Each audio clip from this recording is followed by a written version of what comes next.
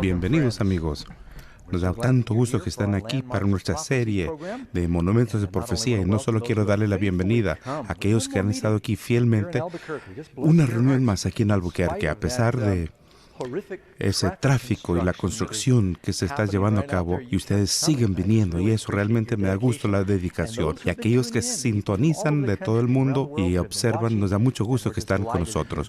Esperamos que tomen estos programas y los utilicen para compartir el Evangelio con sus amigos. Muchas gracias por estar aquí. El estudio de hoy tiene que ver con el tema de los profetas falsos y verdaderos. Vamos a hablar acerca del tema de la profecía. Es muy relevante en una serie, Monumentos de la Profecía. ¿Será que Dios todavía utiliza a las personas para profetizar? ¿Será que Dios todavía habla por hombres y mujeres? ¿Saben? La Biblia nos dice que típicamente los profetas verdaderos son, por mucho, menos que los falsos. Y nuestra historia proviene del primer libro de Reyes 22, 1 al 40. Una de las historias predilectas de la Biblia habla acerca de un día cuando el rey Acab del reino del norte estaba en paz temporal con el reino del sur.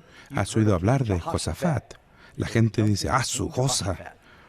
El rey Josafat fue un rey bueno del reino del sur, donde todavía adoraban al Señor. Y se alistaban para la batalla contra Ramot de Galaad. Y Acab habló a 400 profetas de Baal que vinieran. Y le dijo, díganos si vamos a ir a la batalla o en Ramot Galaad. Y ellos dijeron, vayan y pelean y prosperen, Dios está con ustedes. 400 de ellos en un gran rally antes de la batalla. Y Josafat estaba detrás de él y le dice, mira, discúlpame, pero esto es nada personal, pero todos son profetas de Baal. ¿Habrá algún profeta de Jehová que podamos consultar? Acá dijo, bueno, ahí queda uno, pero no me cae bien. Nunca dice nada bueno de mí. Es negativo. Bueno, dice, bueno, no lo digas. Vamos a ver qué tiene para decir. Así que Micaías fue traído a este rally y en camino el soldado le dice a Micaías, mira, todo el mundo se la pasa muy bien. Los profetas dicen, ve y gana, vas a prosperar, vas a ganar la batalla. Y Micaías dice, bueno, lo que el Señor me diga es lo que voy a decir. Así que al llegar y ve que están moviendo los banderines y todo el mundo dice, peleen, peleen, ganen, ganen. 400 profetas de Baal le dicen al rey, vas a ganar la batalla. Así que vieron a Micaías. Y dice, bueno, ¿tú qué dices, Micaías? ¿Qué es lo que dice Jehová? Y Micaías le dice, vayan y peleen, ganen, ganen, ganen. Y Acab sabía que lo decía con sarcasmo. Y dice, no, ¿cuántas veces te tengo que decir en nombre del Señor? Dime lo que realmente te dice Jehová. Bueno, ¿me lo estás pidiendo? Jehová me dice que vi las ovejas de Israel dispersas por las colinas sin pastor. Significaba que su rey ya no era más. Y Acab volteó a ver a Josafat. ¿Acaso no te dije que era tan negativo? Y realmente lo encarceló a Micaías y dice, te voy a poner en la cárcel. Si regreso en paz, vas a estar en problemas. Y Micaías le dice, no vas a regresar en paz porque Dios ha hablado por mí. Vaya, tiene que ser un profeta valiente para poder estar frente a 400. Es lo que pasó con Elías en Carmelo. Un profeta de Dios en contra de, había 400 de Baal y 450 de la arboleda, y eso es un hombre contra 850. Hay tantos más falsos profetas que los verdaderos. Y es por eso que Jesús nos dice que en los últimos días tengan cuidado de los falsos profetas. Y de paso, dice en 1 de Reyes 22, dice Micaías, si llegas a volver en paz, le dijo a Acab, Jehová no ha hablado por mí. ¿Y qué pasó? No escucharon a Micaías, fueron a la batalla contra los sirios. Y al rey de los sirios le dijeron, no pelees con ningún hombre, grande o pequeño, identifiquen al rey de Israel. El rey de Israel trató de esconderse, ni siquiera se puso las túnicas reales, se puso toda la armadura. Él dice, esta profecía no se va a cumplir, quedó en la parte de atrás, yo voy a estar aquí, la profecía de Jehová no va a suceder. Y un hombre agarró y tomó por ventura una flecha, y la flecha voló por sí misma, acertó en la juntura de la armadura de Acab, le dio una arteria vital, y se desangró antes del anochecer, así como Micaías y también Elías habían predicho. Los cielos y la tierra pasarán, pero las palabras de los profetas no fallan. La pregunta es, ¿cómo distinguir el verdadero del falso? Muy bien, entrando a la lección con esta introducción. Pregunta número 1. ¿A quiénes revela el Señor sus planes finales? Esto es muy importante. Vivimos en los últimos días. ¿A quién le dice Dios sus planes finales? Y en el libro de Amós, capítulo 3, 7, porque no hará nada Jehová el Señor, sin que revele su secreto a los siervos, los profetas. Cada vez que Dios se prepara para hacer algo significativo en la historia, se lo comunica a los mensajeros. Cuando el Señor se preparaba para destruir el mundo con un diluvio, tenía un profeta para decirle a los demás cómo se llamaba. Noé. Cuando el Señor se prepara para sacar a la gente de la esclavitud del Egipto, ¿levantó un profeta? Sí. Y otro, cuando entraron a la tierra prometida. Y varias veces en la historia, al ser vencido por sus enemigos, Dios levantó profetas como Samuel y Gedeón y tantos otros. Y en los días de David, los libró de los filisteos, estuvo el profeta Natán, y David también era profeta por sí mismo. Y uno puede seguir viendo por toda la historia. Cada vez que sucedía algo grande, al estar a punto de ser conquistados por los babilonios, Dios levantó varios profetas para advertir, Isaías, Jeremías y otros.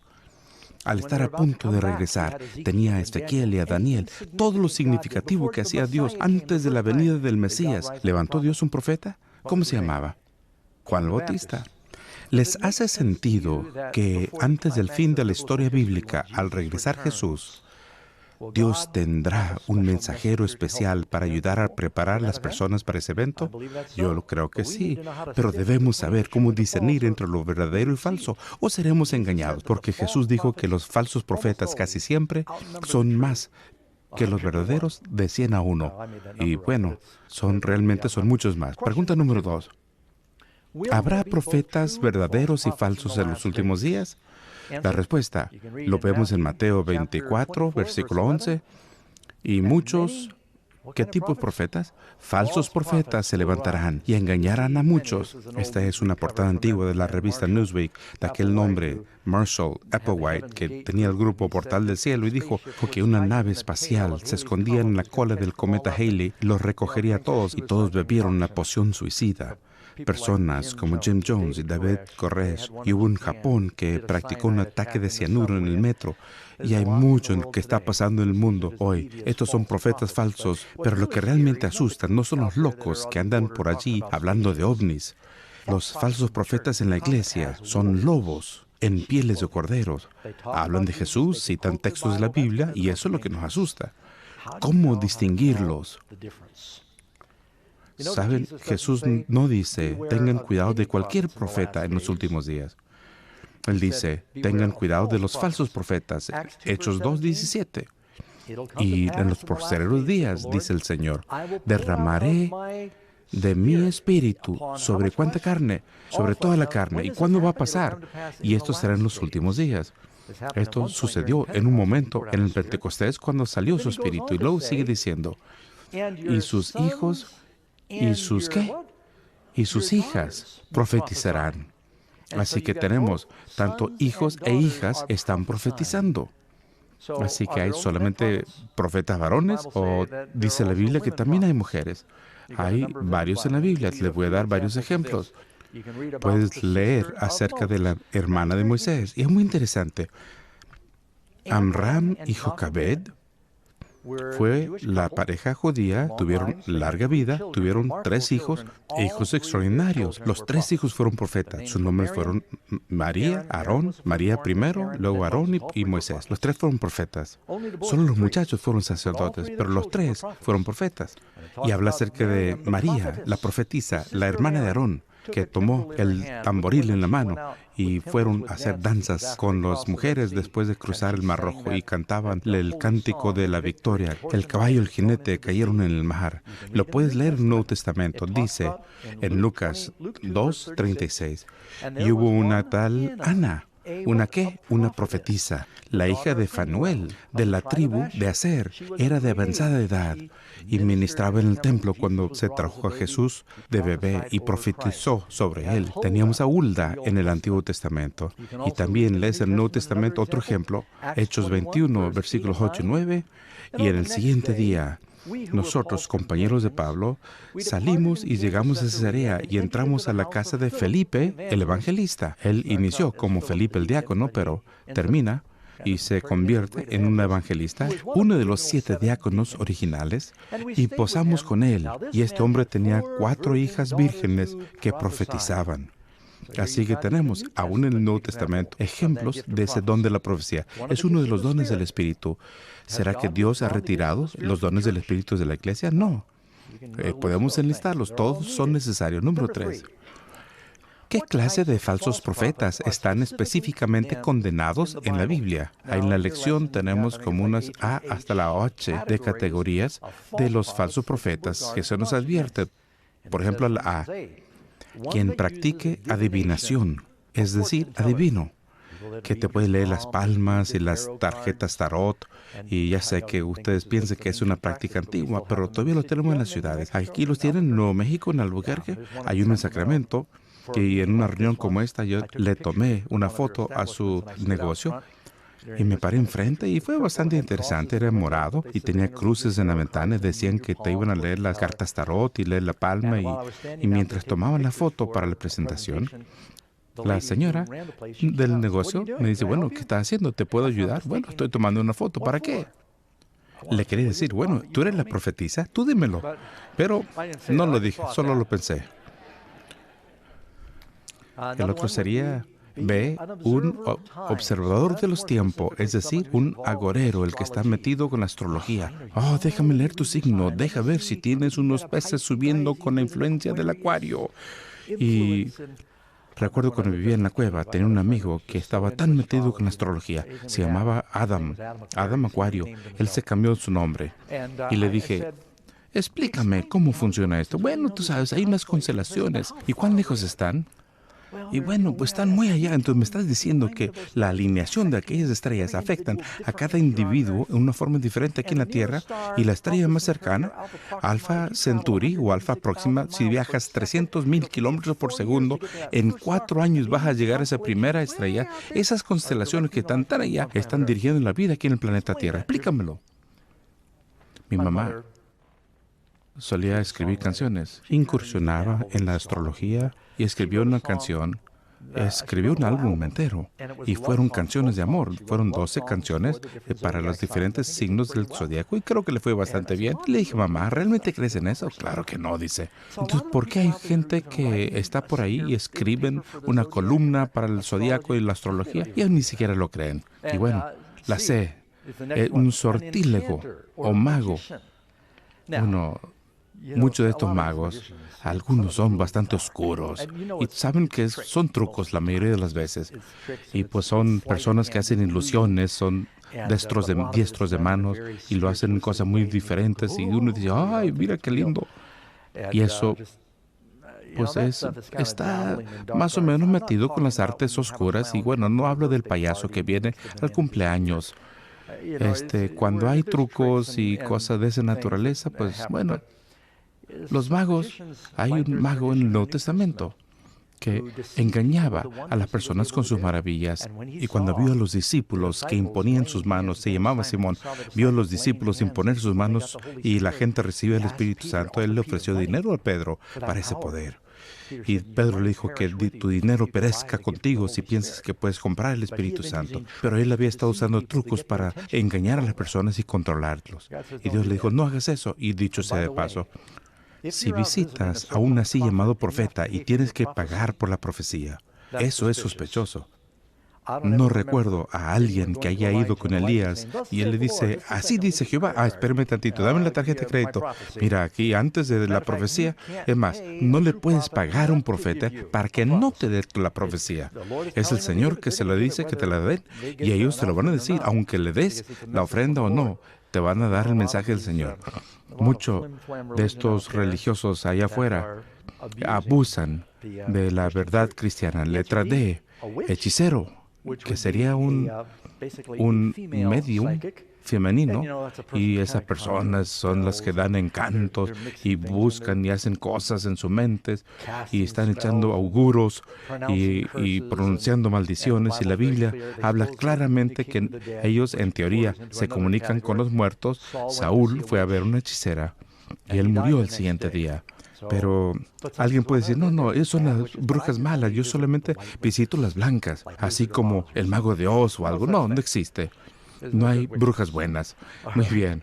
Letra E es un encantador o persona que realiza hechizos. y encantamientos. Y cuando alguien dice, no, sacan sus pequeños efigies y sus muñecos vudú y maldiciones y pociones y todo proviene del diablo. La respuesta F dice adivino, medium, espiritista. Si alguien dice que se puede comunicar con los muertos, la Biblia lo llama maligno. No tenemos nada que ver con ellos. Eso proviene del diablo y es lo que quería hacer esa bruja. Dice la Biblia que porque los vivos deben hablar con los muertos. Te estás abriendo a la comunicación con los diablos. Cuando uno empieza a caminar por ese camino, categoría G, el mago, que es básicamente un mago, es básicamente un brujo y también está prohibido en la Biblia. De hecho, de paso, Dios sintió tan fuertemente con eso que pronunció una pena de muerte. Y luego, el nigromante es la letra H, aquel que dice consultar a los muertos. Ahora, no estoy tan preocupado cuando hablo con ustedes acerca de estas cosas y espero que ustedes se alejen de todas estas artes oscuras. La Biblia dice que no debemos tener asociación alguna con las obras infructuosas de la oscuridad. Hay muchos programas de televisión y películas que tienen estos temas entretejidos entre todo lo que tienen. El espiritismo, hablan de cristianismo, a nadie le interesa, pero si puedes hablar con los muertos y alguien te puede hacer un conjuro o tiene amuletos y poderes especiales o una piedra o algo así, la gente le da mucha credibilidad a estos temas necios. Y no me preocupa tanto eso como los falsos profetas en la iglesia. Algunos dicen que pueden sanar y posiblemente lo han visto. Y hacen todas estas cosas y dicen, claro, que hacen mucho énfasis en que les mandes dinero a su ministerio y siguen diciendo muchas cosas en falso. ¿Alguna vez has visto donde Jesús, cuando predicaba, decía, espérame tantito, el Señor me dice, alguien allá afuera, tienes un dolor en la espalda y el Señor te quiere sanar ahora. Si pasas al frente. ¿Alguna vez han visto algún televangelista hacer esto? A ver, ¿cuántos de ustedes tienen dolor en la espalda? No necesito ser profeta para acertarle a esta, ¿verdad? Pero sabes, hay algunas personas que piensan en sí mismos, ¡ay! ¿Cómo lo supo? O podrías ver estos profetas falsos diciendo, ¡ay! Hay alguien allá y el Señor me dice que tienes un problema en tu matrimonio y Dios quiere sanar tu matrimonio ahora y no quiero pedirle que me muestre las manos. Pero ¿cuántos posiblemente tienen problema en su matrimonio? Yo soy pastor y conozco las estadísticas y dicen esta cosa y la gente dice, ¡ay! ¿Cómo lo supo? Y luego realizan curaciones dubitativas en parte y Jesús sanó a personas antes y cada vez que lo hacía, Él nunca jamás dijo, mi fe te ha sanado. ¿Se habían dado cuenta? No es la fe de Cristo que lo sanó. Él siempre dijo, tu fe te ha sanado. Así que Dios ha dado a todos los hombres una medida de fe. Los profetas y aún los falsos profetas pueden explotar y aprovecharse de las personas sinceras y tendrán un servicio de sanidad y dice que la gente pasa. Dios me ha dicho en este momento que tire sus anteojos y le ponen las manos encima y le da un choquecito eléctrico y dicen, y ahora dice, bueno, eres sido sanado y puedes ver. Y se lo creen y al menos por un momento la mente tiene poder sobre el cuerpo. Se le da desaparecido el dolor. Dice, ¡ay, se ha ido! Y pueden ver claramente, todo se ve clarito por un tiempo, tiran sus lentes. Han hecho estudios en estos servicios de sanidad y la gente realmente siente alivio temporal. Pero entonces los entrevistan unos días después y otra vez traen sus lentes, siguen tomando los medicamentos para la espalda, cualquiera haya sido el problema, pero por lo menos la fe y los profetas falsos aprovechan de esto. Creo que el diablo también les apoya. Y hay que tener cuidado, hay que estar alerta. Aun cuando hagan milagros, no les crean. Número 4. ¿Tendrá la iglesia de Dios de los últimos días el don de profecía? Este es el estudio del día de hoy. Habíamos leído Apocalipsis 12:17. Entonces el dragón se llenó de ira contra la mujer y se fue a hacer guerra contra el resto de la descendencia de ella. Y dos características dicen que guardan los mandamientos de Dios y ¿qué? y tienen el testimonio de Jesucristo. ¿Y cuál es el testimonio de Jesús? Me encanta la Biblia porque uno permite que se interprete a sí misma. Vamos a Apocalipsis 19:10. Y Juan cayó postrado ante el ángel y el ángel le dijo, no lo hagas. Yo soy consiervo tuyo y de tus hermanos que tienen el testimonio de Jesús. Y dice, adora a Dios, porque el testimonio de Jesús es el ¿qué? El espíritu de la profecía. Así que, dos características. Ella guarda los mandamientos de Dios, serían los 10, ¿verdad? La iglesia de Dios en los últimos días, no solo 8. Algunas iglesias dejan a un lado la idolatría y otros también dejan a un lado lo del sábado. Pero los pueblos de Dios creerán en los 10, y así como los dio, y tiene que tener la profecía. Es decir, todos los dones del Espíritu, aún la manifestación de la profecía, estará en la iglesia durante los últimos días. ¿Sabe lo que dice en Malaquías 4? Ya lo leímos anoche. He aquí, yo les enviaré ¿a quién? A Elías, el profeta, antes de la venida del gran día del Señor. ¿Acaso no suena que justo antes de que venga Dios va a haber el don de la profecía?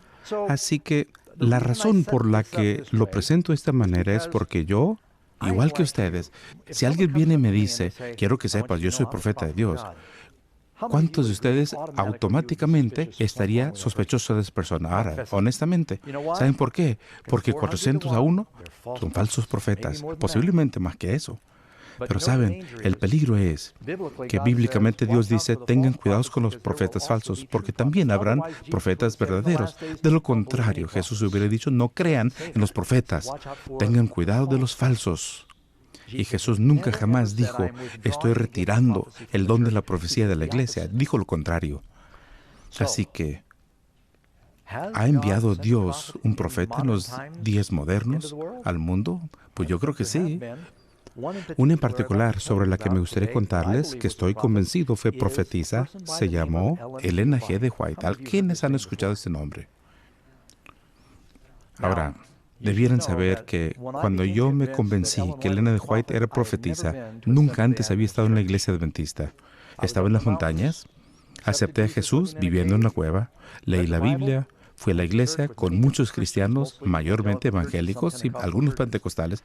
Nunca había escuchado hablar del adventismo, pero teológicamente me di cuenta que estaban en desacuerdo. Y le dije a un amigo que había sido criado realmente como adventista. Dice, ay, no, todas las iglesias están en desacuerdo. Y me dio un libro. Pero no le presté atención de inmediato, se llamaba El conflicto de los siglos. Así que regresé a la cueva y oré diciendo, Señor, hay una Biblia, hay un Jesús y hay un Espíritu Santo. Todas estas personas, yo sé que te aman, son cristianos, pero están en desacuerdo los unos con los otros. Una iglesia dice, bueno, a menos que si eres miembro de nuestra iglesia, no eres de los 144,000. Y el otro dice, si no hablas en idioma, no tienes el Espíritu. Y otra dice, no, tienes que estar casado en el templo o ya no estás casado. Y bueno, cada quien tenía sus propias percepciones. Y yo realmente era un cristiano bebé y no puedo confiar en las personas sino solo en la Biblia. Cualquier cosa que yo lo lea lo voy a comparar con la Biblia. Y hacía muchas preguntas en ese momento. Así que finalmente tomé el libro que me dieron por Elena de White, El conflicto de los siglos, y me dispuse a leerlo. Y estaba lleno con referencias bíblicas. Y yo me ponía pensando, ¿quién es este tipo? Y bueno, decía E.G. White. Y yo decía, bueno, es alguien, Eben o no sé.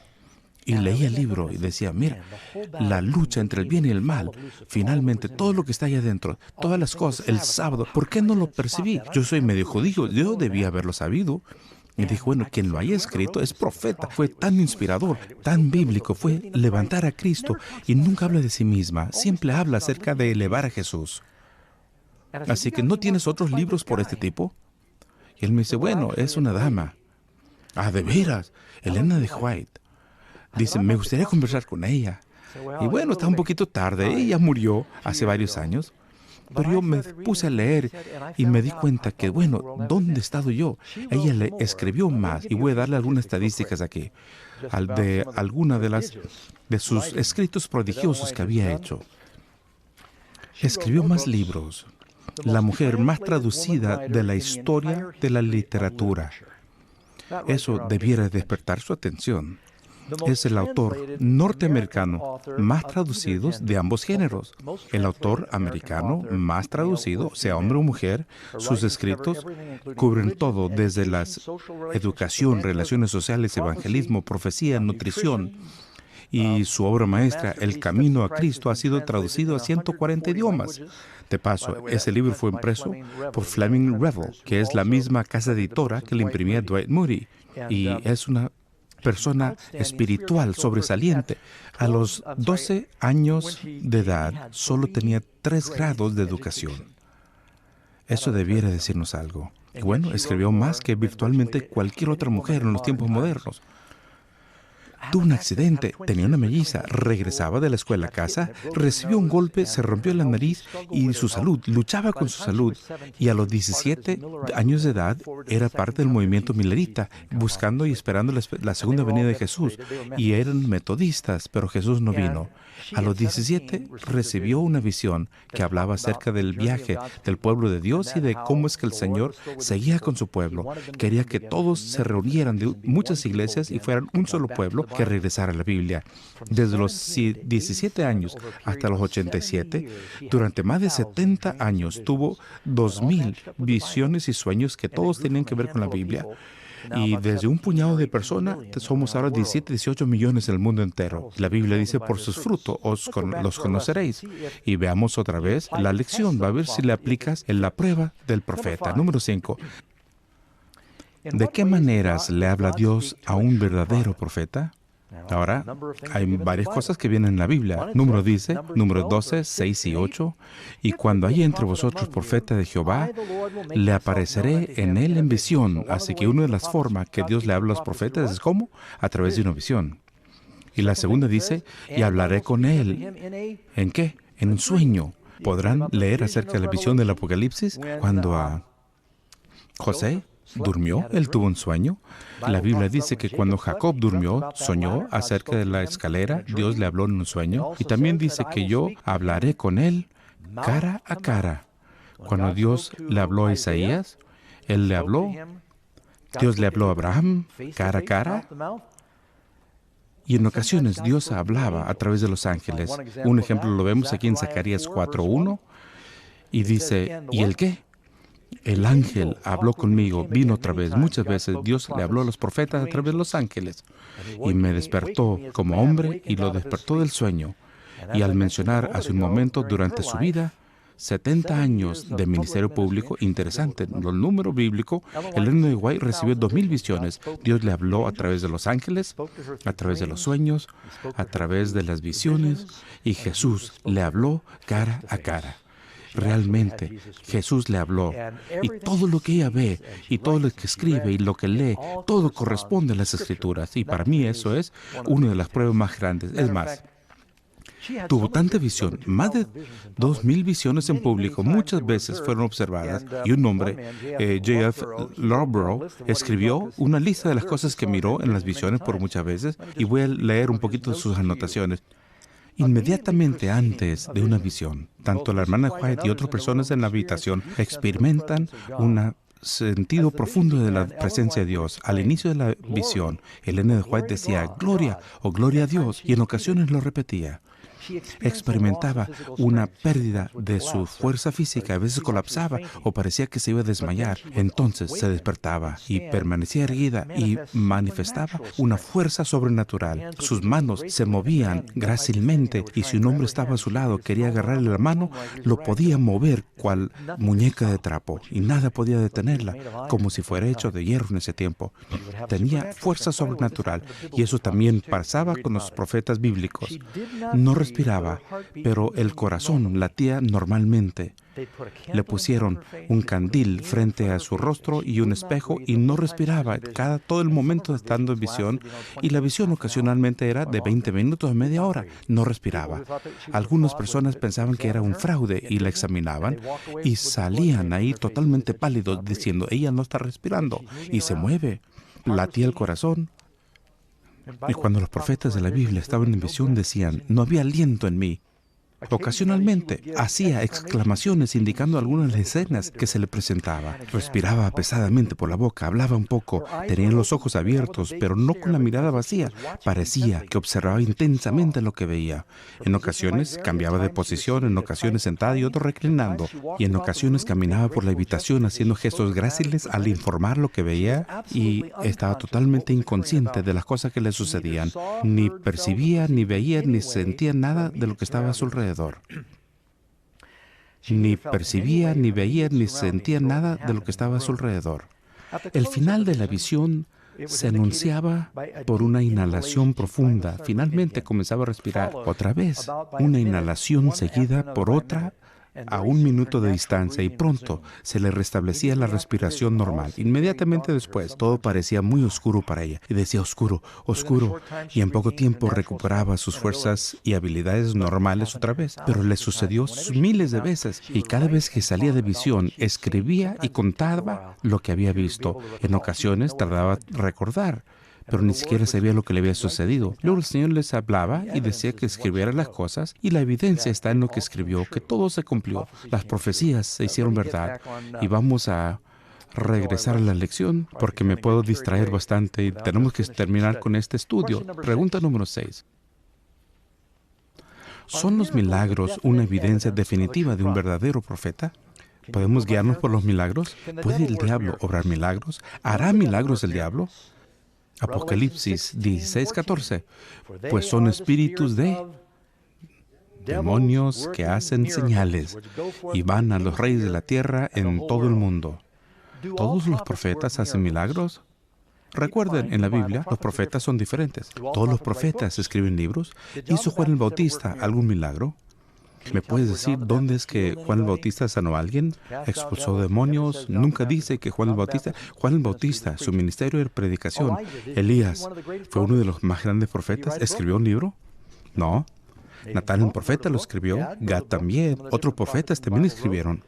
Pero no todos lo hicieron. Algunos tuvieron visiones del futuro y otros no. El ministerio de los profetas es muy basado en lo que Dios quiere que ellos hicieran. Número 7. ¿Cuál es la prueba más importante de un profeta? Muy bien. Isaías 8:20. Dice ahí, a la ley y al testimonio. Si no dijeren conforme a esto, es porque no... ¿Cuánta luz hay? No les ha amanecido. ¿Qué es esto de la ley y el testimonio? ¿Qué significa eso? Todas las profecías deben ser medidas por la Biblia. A la Biblia se le llama a la ley de los profetas, la ley y el testimonio. Es este libro, y es más.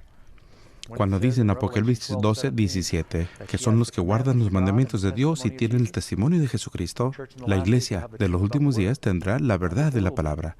Será una iglesia y verdad basada en la Biblia. Un verdadero profeta se va a basar en lo que dice la Biblia y cumpliendo con esto. Y ahora, muchas de las iglesias modernas dicen tener profetas. Algunas de las personas, de los santos de los últimos días, tengo buenos amigos que son mormones. Los amo y los respeto. Son buenas familias, muchas cosas buenas.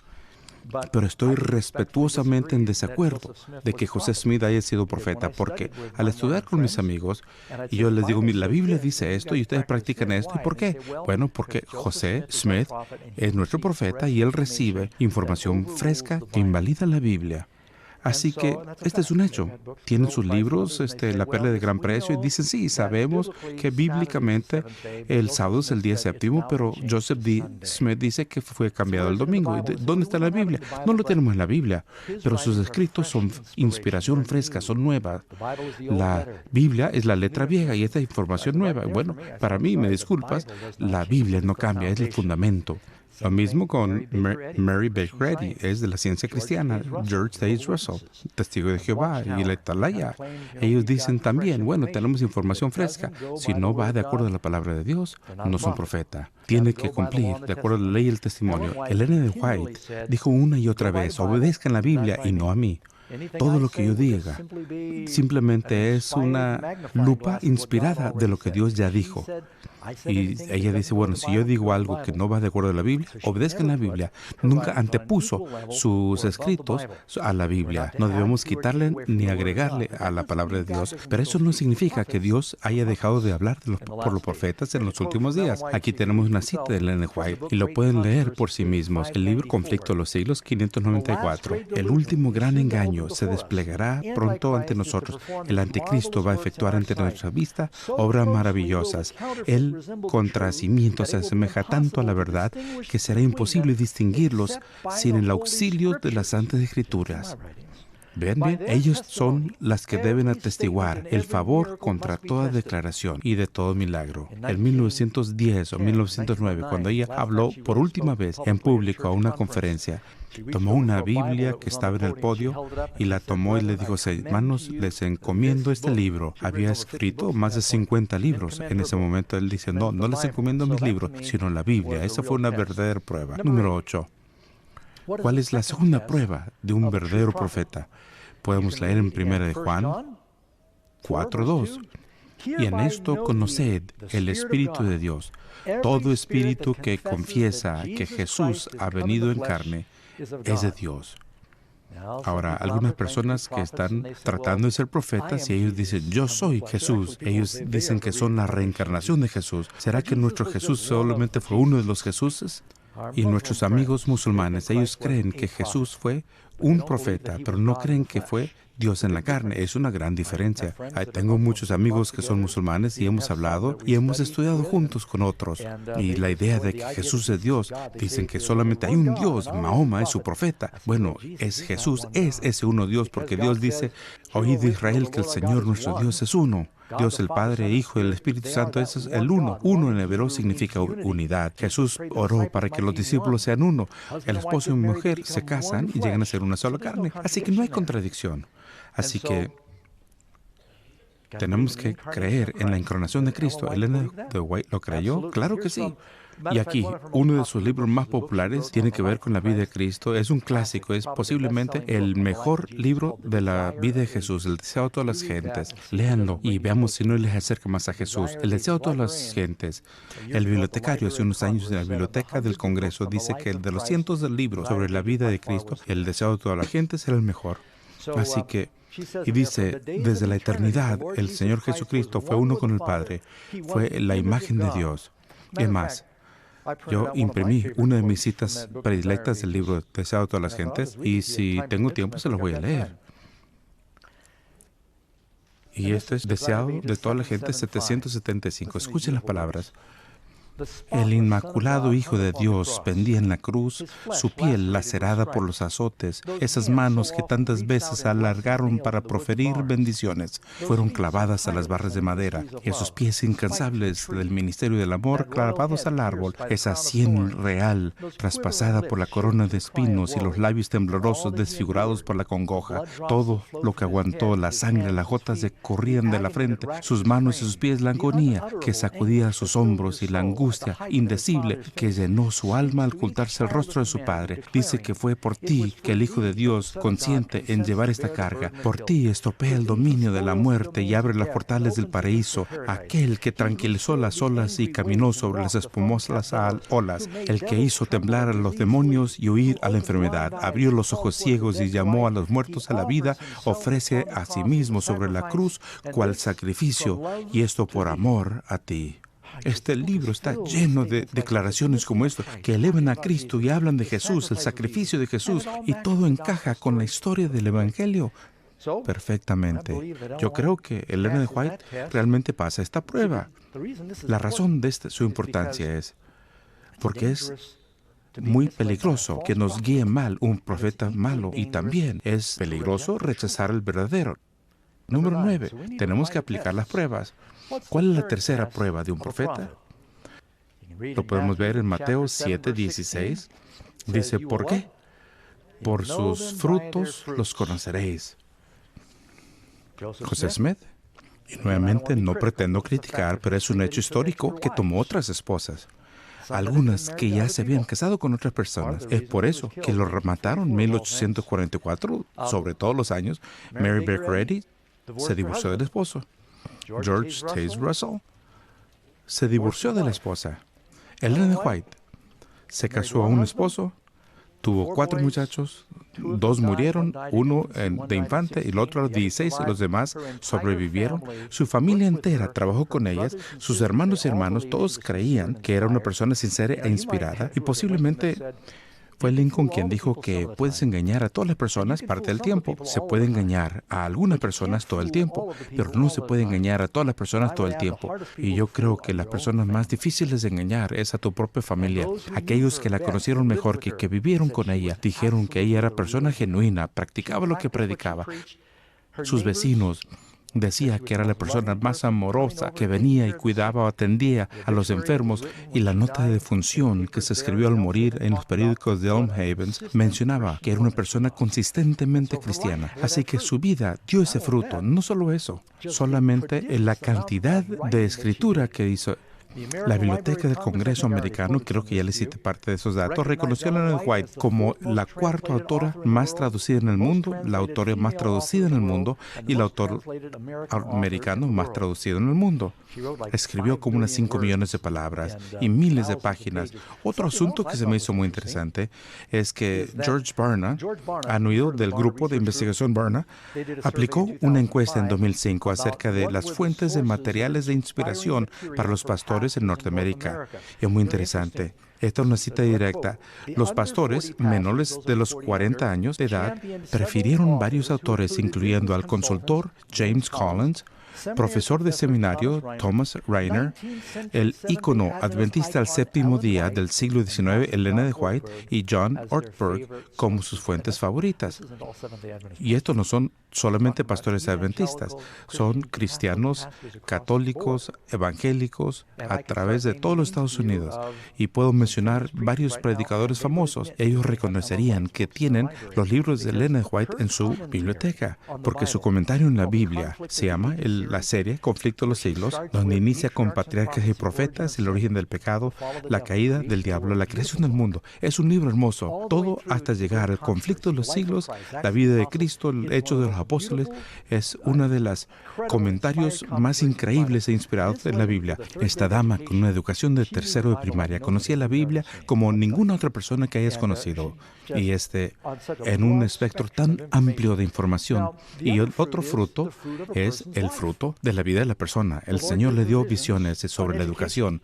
Ella dice que debemos tener escuelas cristianas que eduquen a las personas para el servicio a Cristo. Y dice, Dios está levantando una iglesia y va a tener escuelas en el mundo entero.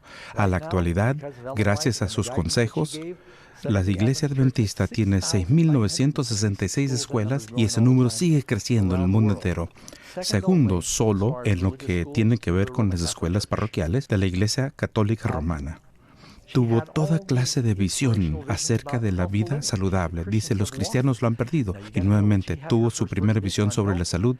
Ella era como tigresa, no comía nada más que carne, pero Dios le dio una visión diciendo, esto no te hace bien.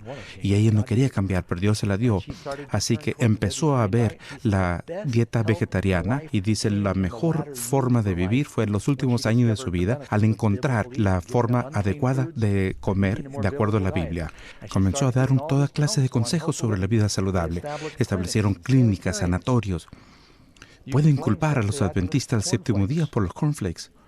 Posiblemente han oído hablar acerca de las compañías de cereales de Battle Creek, aún Post Grape Nuts. C.W. Post fue al sanatorio adventista administrado por un hombre llamado John Harvey Kellogg. Aprendió acerca del cereal de cebada malteada. Nadie desayunaba cereal en ese tiempo. Jamón con huevo es lo que comían. Y dice, ¡ay, eso está bien! Y él inició el Post Grape Nuts en competencia con los cornflakes de Kellogg's. Y realmente fue iniciado por el hermano de Kellogg. Y resultó ser no solo una industria de alimentos de salud, una de las compañías de alimentos saludables más grandes del mundo, se llama Sanitarium Foods, iniciada por los adventistas en Australia, sino dio toda clase de consejos de salud. Y ahora hay 167 hospitales y sanatorios del mundo entero. Y pueden rastrear la inspiración para la salud a la Universidad de Loma Linda. Karen estudió allí, en realidad, fue una de las principales instituciones de salud del mundo entero. Publicaciones. Ella habló de cómo tenemos que publicar, distribuir y sacarle obra. 67 casas publicadoras en todo el mundo. Así que no es solamente la persona que habla mucho, sino la información que Dios le dio y dice que esto va a atravesar todo el mundo. Eso sucedió. Es como Cristo.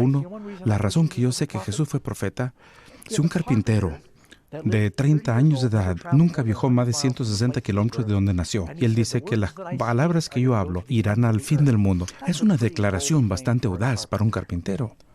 Pero las palabras de Jesús han ido hasta el fin del mundo, cumplió su profecía. Y él dijo, este evangelio será predicado al mundo entero. El cielo y la tierra pasarán, por mis palabras no se pasarán. Y no han pasado. Todavía las tenemos hoy. Fue una declaración bastante atrevida, pero fue un verdadero profeta. Voy a darles algunos ejemplos de algunas de las declaraciones que Elena White hizo y cómo es que se han cumplido. Dijo, el apetito del tabaco es autodestructivo, nos conduce a desear algo más fuerte. Los vinos fermentados, los licores, todos son intoxicantes. Se dan cuenta que cuando lo dijo, los médicos prescribían el tabaco para padecimientos pulmonares. Decía que era un veneno terrible. Y pensaban que era fanática, y sabemos que tenía razón ahora. La ciencia médica respalda esta declaración. Los niños que usan tabaco son más probables a que los sigan usando en secuencia con el alcohol, la marihuana y otras drogas ilegales. Dice que el tabaco nos conduce a otras cosas y es lo que apoya la ciencia. Otra de las declaraciones, ella dice, últimamente he escuchado acerca de la muerte de muchos hombres y su muerte casi siempre se le atribuye una falla del corazón, pero en realidad el uso de tabaco y licor ha envenenado el sistema. Y ahora sabemos que el tabaco contribuye a las enfermedades coronarias y la restricción de las arterias, y el alcohol también. La ciencia médica lo corrobora. Cada año mueren hasta 300,000 personas de problemas cardiovasculares como resultado directo de fumar. Elena White, las palabras de ellas, los granos, frutas, nueces y vegetales, imparte vigor al intelecto que no vendría por una dieta más compleja y estimulante.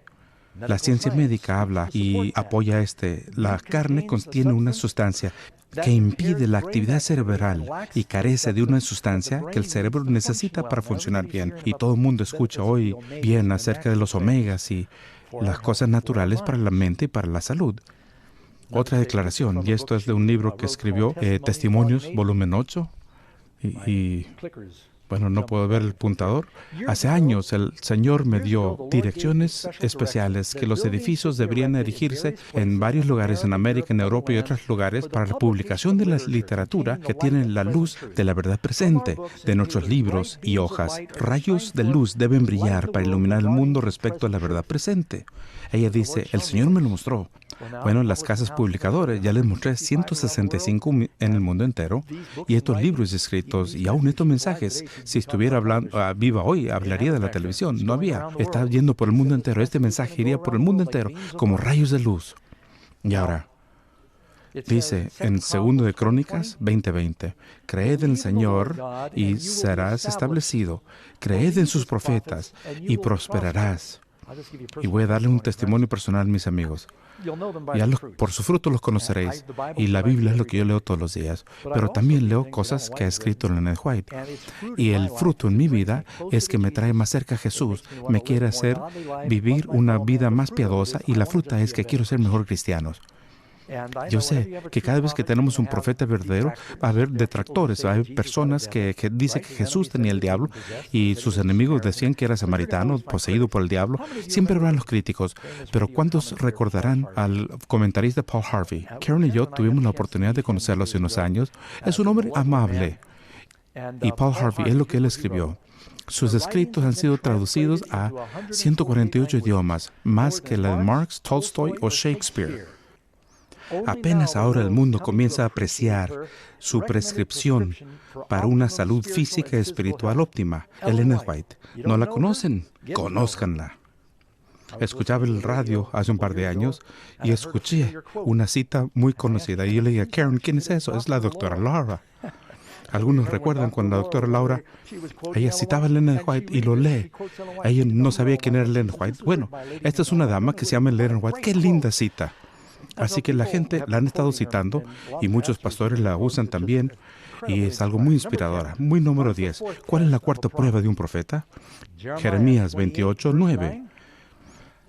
Cuando se cumpla la palabra del profeta, será conocido como profeta, que Jehová en verdad lo envió.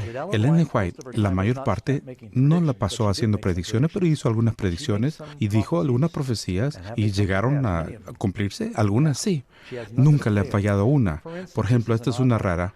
1902, Ellen White escribió: en poco tiempo, estas ciudades van a sufrir bajo los juicios de Dios. San Francisco y Oakland están llegando a ser como Sodoma y Gomorra, y el Señor los visitará en ira.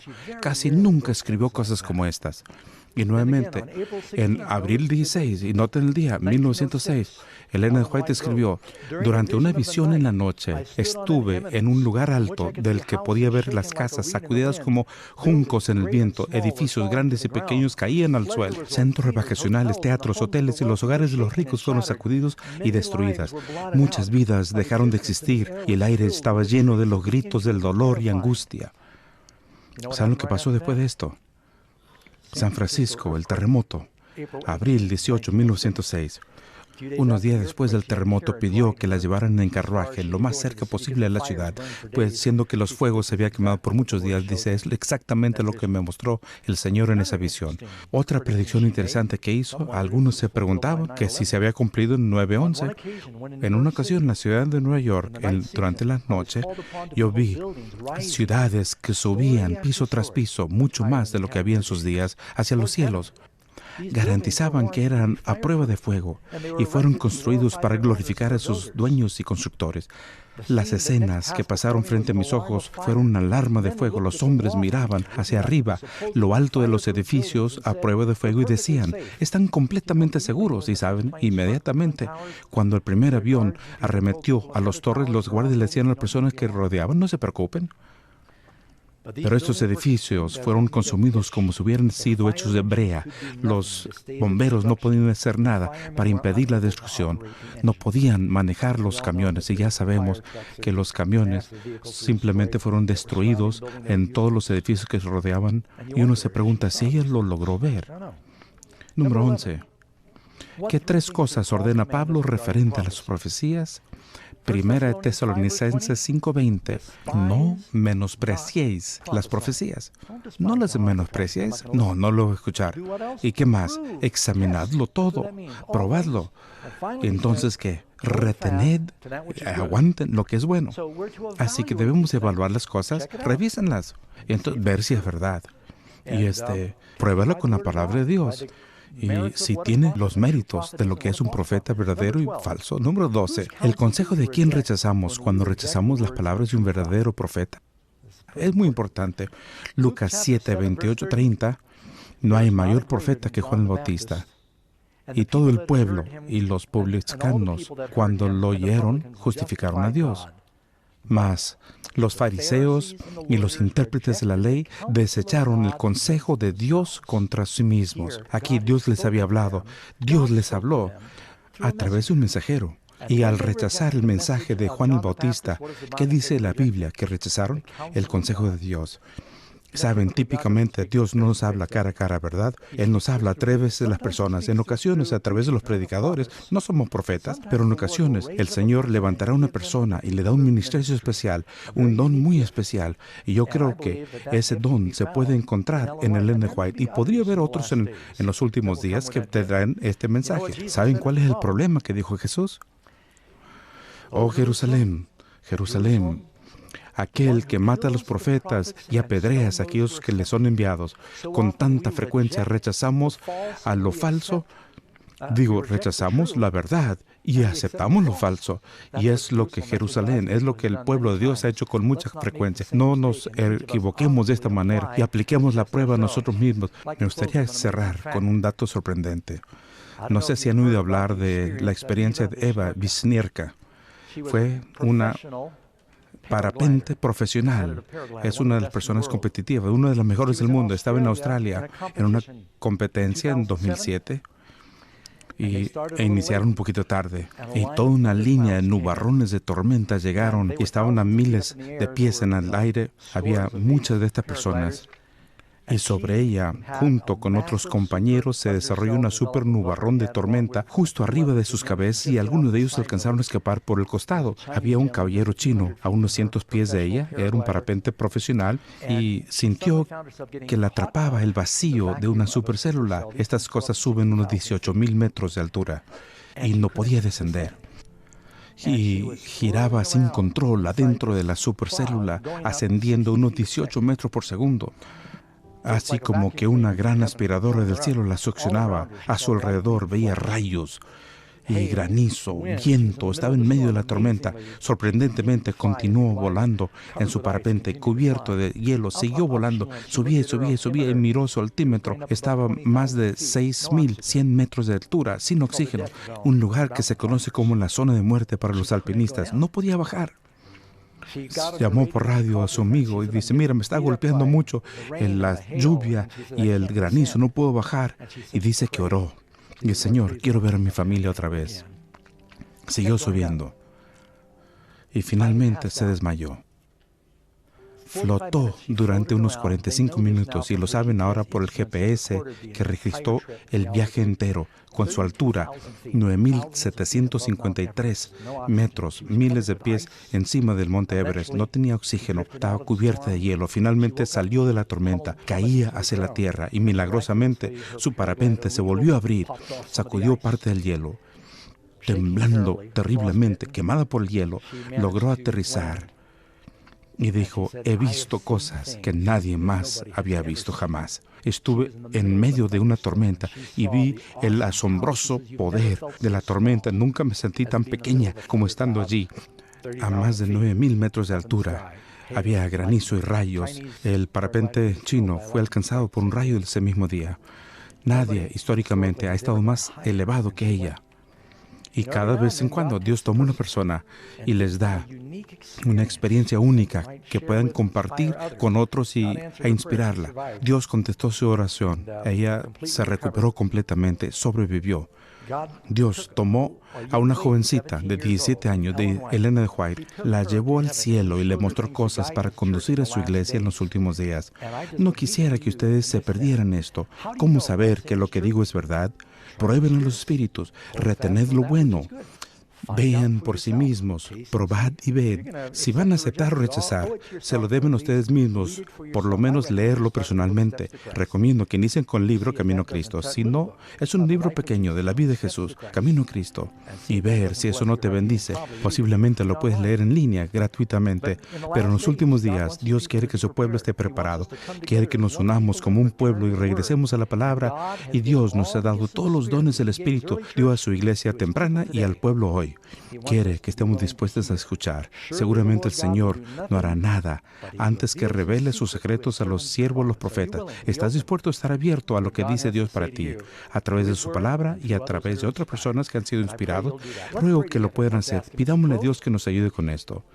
Padre Celestial, te damos gracias porque nos amas tanto, que nos cuidas, como para que podamos ser guiados en los últimos días. Prepáranos para lo que viene pronto al mundo como una sorpresa. Ayúdanos a estar abiertos a lo que compartes con nosotros. Bendice el resto del seminario en nombre de Jesús. Amén.